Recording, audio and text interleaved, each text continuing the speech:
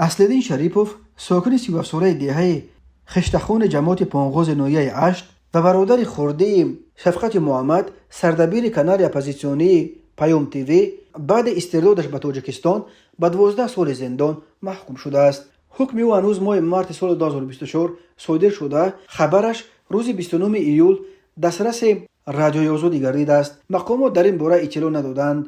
در این حال بعضی از نزدیکان اصلدین شریپوف گفتند از حکم دادگاه خبر ندارند، ولی میدونند که مرافعه پرونده او در دادگاه شهر خوجند جریان داشت.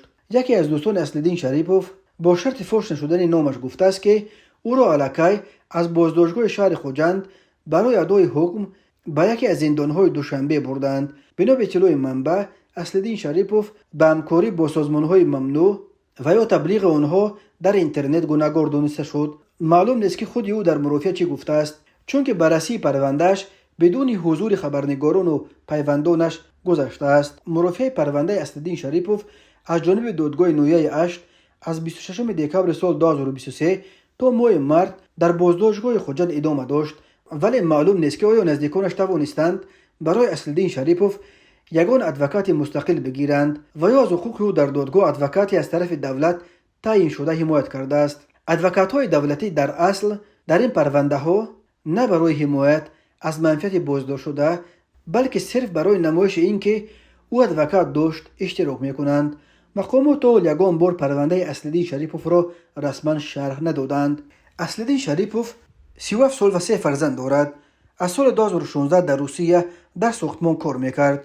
او هنوز 22 سپتامبر سال 2022 در شهر نیژنی تاگیل روسیه با درخواست مقامات تاجیکستان دستگیر شد و بعد بیش از 1 سال بازداشتش در اول ماه اکتبر سال 2023 به دست مقامات تاجیکستان سپرده شد.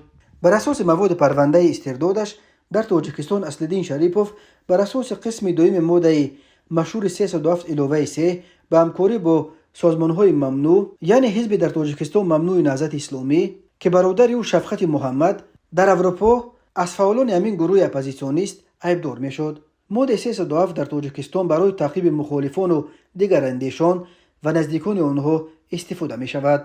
نزدیکان اصلدین شریپوف اتهام همکاری او با سازمانهای ممنوع را رد می کردند و می گفتند که او یگان فعالیت سیاسی نداشت و در روسیه در ساختمان کار می کرد. به باوری نزدیکانش سبب اصلی تعقیب اصلدین شریپوف برادر شفقت محمد سردبیر شبکه تلویزیونی اپوزیسیونی پیام تیوی بودن اوست.